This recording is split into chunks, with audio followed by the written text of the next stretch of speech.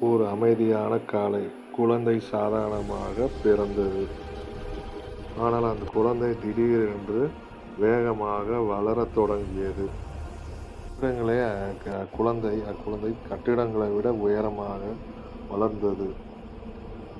மக்கள் அலறினர். நகரம் முழுவதும் குழப்பம்.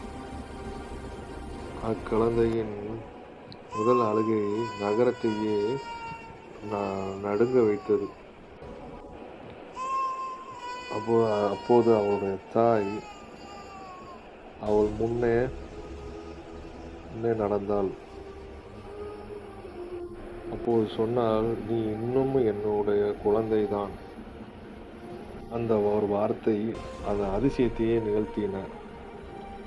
அக்குழந்தை மீண்டும் மெதுவாக சாதாரணமாக மாறியது.